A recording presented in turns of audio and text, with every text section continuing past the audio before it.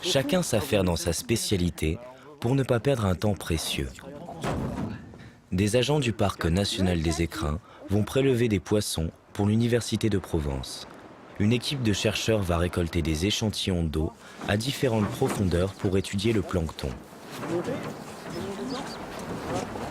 Enfin, une dernière équipe va se charger des carottages de sédiments extraits des profondeurs du lac.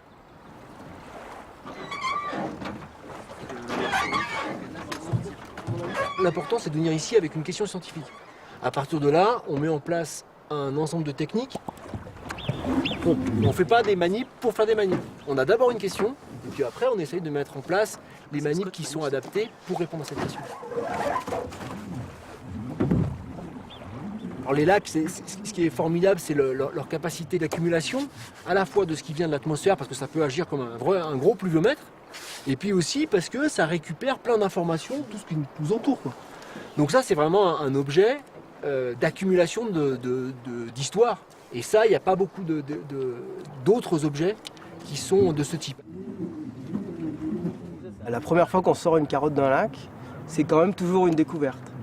Il y a un petit côté magique au fait que le sédiment est au fond de l'eau, personne n'y a accès. Ça fait des milliers d'années qu'il s'accumule tranquillement au fond du lac. Personne ne l'a jamais touché, personne ne l'a jamais regardé. Et donc on va être les premiers à ressortir cet échantillon et à l'ouvrir comme on ouvre un livre. Et on va être les premiers à essayer de comprendre dans quelle langue il va nous parler. Ouais, regarde, mais ça doit être pas mal, non? Oh, il n'y a plus rien?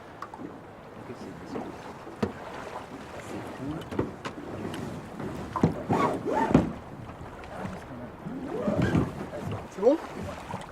Dans le paysage qui nous entoure, là, il y a une histoire compliquée. C'est pas du tout, ça n'a pas toujours été ce que c'est aujourd'hui. Et donc, qu'est-ce qu'on voit? On voit justement cette histoire-là. Une histoire avec des hommes qui sont arrivés, qui ont déforesté, une histoire avec du climat qui a évolué au cours du temps. Et c'est cette histoire-là qu'on essaie de raconter. En fait, on remonte dans le temps, là, les sédiments se sont déposés régulièrement au cours du temps.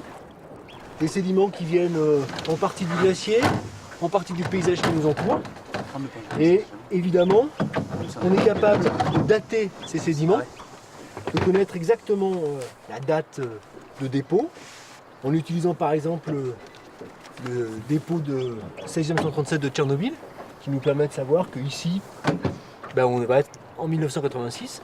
Et puis, plus bas, un peu plus bas dans la carotte, il y a un autre pic qui correspond au maximum des essais nucléaires aériens.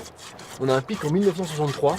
Donc on a deux pics, un en 1963, un en 1986, qui permet de repérer et donc de finalement dater assez facilement ces carottes récentes.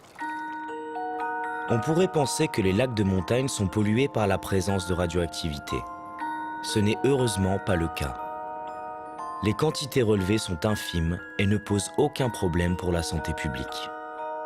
C'est pas parce qu'on est capable de mesurer quelque chose que ça veut dire qu'il est en concentration importante ou en concentration suffisante pour altérer le système ou pour, encore pire, en quantité dommageable pour la santé humaine.